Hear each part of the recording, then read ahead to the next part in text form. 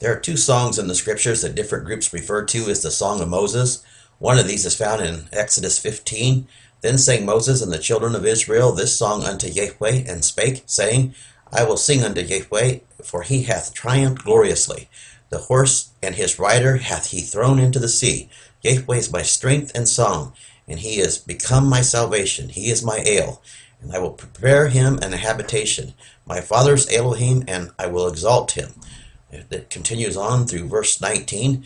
It is a beautiful song and a powerful song that sings of the story about how Yahweh delivered Israel in victory through the Red Sea. And there is another song that's also referred to as the Song of Moses, and it's found in Deuteronomy 32.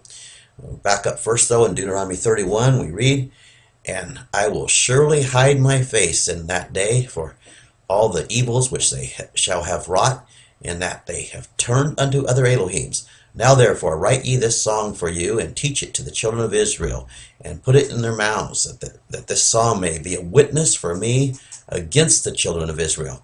This is important to catch this. This song was commanded to be written down and taught to the children of Israel, that we would all know this song, and that it would be, because it's going to be a witness against us. And so we need to look at this song and look at the warnings that are in here.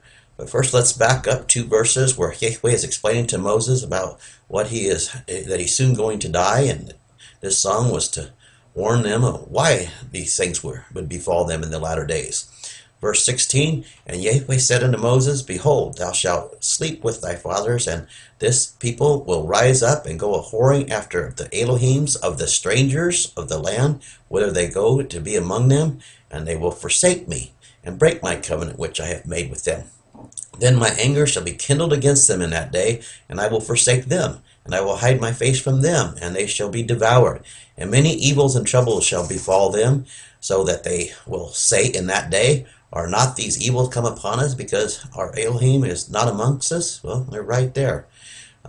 The other Elohims that they will be worshiping and are worshiping today are different characters of false gods. They are not worshiping the true creator in truth.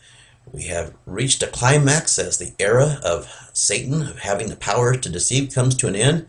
Most all have went whoring after the images of made-up gods. This is not a surprise to our creator. The whole book foretells of this time. He knew it would happen, and he has allowed for it to happen in his plan to build a family. He is not looking for quantity in his family. He is looking for quality. It is by design. We are entering into a time of serious choices that each of you will have to make. Will you leave the lies and turn to him in truth, or will you hold on to the lies and cry out to whom you think or whom you want Elohim to be, and to your destruction? We drop down to verse 29, and Moses tells the people, For I know that after my death you will utterly corrupt yourselves, and turn aside from the way which I have commanded you, and the evil will befall you in the latter days. So you see, this is a prophecy about the latter days, and I don't think many of you reading this or listening to this would doubt that we're not in the latter days, because ye will do evil in the sight of Yahweh, to provoke him to anger through the work of your hands. And Moses spake in the ears of all the congregation of Israel this word of the song until they were ended. And here is the song. You will see some starch warnings for the latter days, because these prophecies written in this song are for modern day Israel, those calling themselves by his name and perverting his truth. I will change the text to present day text, because it is for the fast approaching and current days that we live in.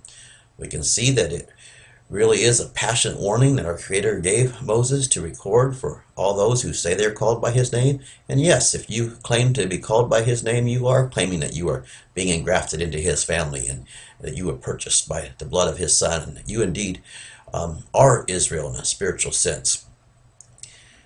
Okay, Deuteronomy 32. Give ear, O ye heavens, and I will speak, and hear, O earth, the words of my mouth. My doctrine shall drop as the rain, and my speech shall distill as the dew, as the small rain upon the tender herbs, and as the showers upon the grass. Because I will proclaim my name, his true character, of Yahweh, and ascribe, he tells us then, ascribe ye the greatness unto your Elohim. I am the rock. My work is perfect, for all of my ways are judgments, an ale of truth, and without iniquity, just and right am I. You have corrupted yourselves. Your moral stain is not of my children. You are a perverse and crooked generation. Do I reward such a foolish and unwise people? Are you going to receive the prize to eternal life for rejecting his statutes and his perfect plan, his perfect ways? I don't think so. Am I not your father that hath purchased you, or own you? Hath I not made thee, and established you, saith Yahweh? Remember the days of old, and consider the years of many generations. Ask thy father, and he will show you, thy elders, and they will tell you. He's pointing us back here to our forefathers, Abraham, Isaac, and Jacob, Moses, the prophets. Yeshua even was a prophet that came as an example in bearing the truth and teaching us what the truth is. He's turning us back to them. When I divided to the nations their inheritance, when I separated the sons of Adam, I set the bounds of the people according to the number of the children of Israel. For my portion is my people, and Jacob is the lot of my inheritance, saith Yahweh. He's building a family, is what he's saying. It's his portion. I found him in a desert and in the waste howling wilderness, and I led him about. I instructed him, and I kept him as the apple of my eyes. He taught him, he nurtured him. As an eagle wakes up her nest and broods over her young, and spreadeth abroad her wings to protect them, and accepts them, and raises them on her wings, so I alone did lead him, and there was no strange ale in him. He loved what he was learning. He loved the growth into the truth. I made him to ride on the high places of the earth, and that he might eat of the fruit of the fields, and I made him to suck honey out of the rock, and the oil out of the flinty rock. He was his provision. Butter of the ox, and milk of the sheep, and with the choice of the lambs, and the rams of the breed of Bashan, from the east side of the Jordan, and goats, the choice kidneys of wheat, and he did drink the pure blood of the grape. But Israel waxed fat, and trampled down what he gave him as truth, and thou art waxen fat, and thou art grown dense, and thou art covered with fatness, and you forsook I who have made you. And you lightly esteem the rock of your salvation. You provoke me to jealousy by turning aside from my ways, and you are adulterous with abominations, and you have provoked me to anger. You sacrificed unto devils, not unto me, to Elohims who you knew not, and you took new ideas and allies that came, and whom your fathers feared not, saying here false religious practices, and worshiping him in lies, worshiping the lies that Satan set up, and actually, their father is Satan. Of the rock that begat thee, you were not mindful, and you had forgotten I that formed you. And when I saw it, I abhorred you, because of the provoking of my sons and daughters. You didn't teach our children the way they should walk, so they could grow up and learn the truth and be in his family. And he wanted our children to become his children. And I said, I will hide my face from you, and I will see that what your end shall be. For you are a very perverse generation, children in whom there is no truth, saith Yahweh. You have moved me to jealousy with that which is not of my character. You have provoked me to anger with your vanities, and I will move you to jealousy with those which are not a people. I will provoke you to anger with a foolish nation. For a fire is kindled in my anger, and shall burn unto the depths of the grave, and shall consume the earth of her produce, and set fire to the foundations of the mountains. I will heap fierce actions upon you. I will spin my arrows upon you. They shall be burnt with hunger, and devour with burning heat, and with bitter destruction. And I will send the teeth of beasts upon you, and with the poison of serpents of the dust. With the sword without, and terror within, shall destroy both the young man and the virgin, the suckling, and also the man of gray hairs. I said I would scatter you into the corners, and I would make the remembrance of you to cease from among men. If I hadn't done it this way, the assemblies of your enemies might turn away from the fear of their vexation, and they might deny in their minds and say to themselves that our hand is high, and thus think that I, Yahweh, have not done this. And that is, they're saying to themselves that they caused the destruction. So Yahweh's gonna use them in different phases of this destruction that's going to be happening, but he is going to make it known ultimately that he is the one that's done this.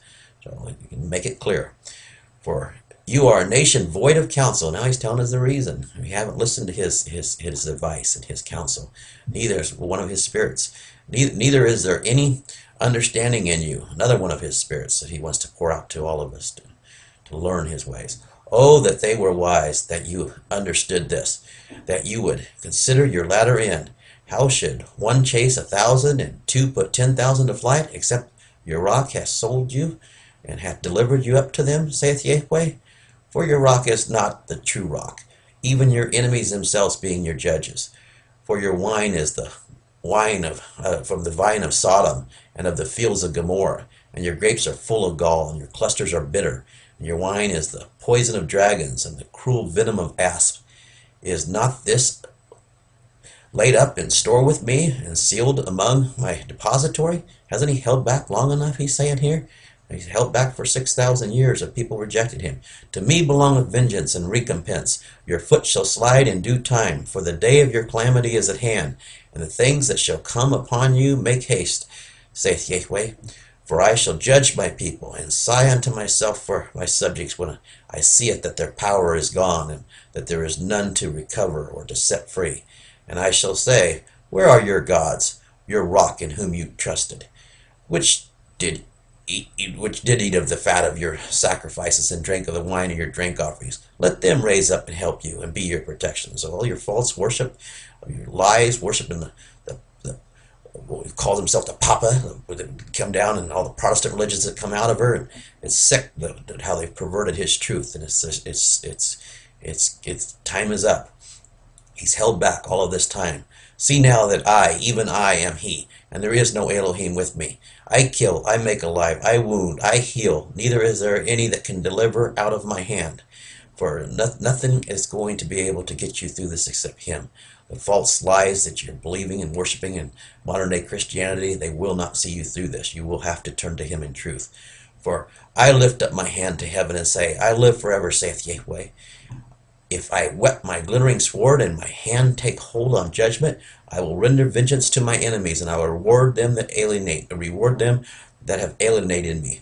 And I will make mine arrows drunk with blood, and my sword shall devour flesh, and that with the blood of the slain and of the captives from the beginning of the revenges upon thine enemy. All those saints who have gone before, and most of the 144,000 are already are dead and have been persecuted and killed and over the years, and even verbal abuse in more recent times, but just for the truth's sake.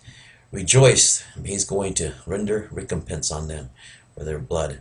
Rejoice, O ye nations, with my people, for I will avenge the blood of my servants, and I will render vengeance to my adversaries, and I will be merciful unto my land and unto my people, saith Yahweh. For those that are his people, that are true, he's going to see through this. It is the time to return to the truth of our fathers, the forefathers, the patriarchs, and return to the teachings of our Creator that he gave through them, and the example that his Son lived for us, to keeping the commandments and taking on the 7 aspects of our Father's Spirit that he took on and he wants to give to us, and not take his blood lightly. If we claim to be his, we were bought by that blood, and we need to take it with fear and turn unto him in truth.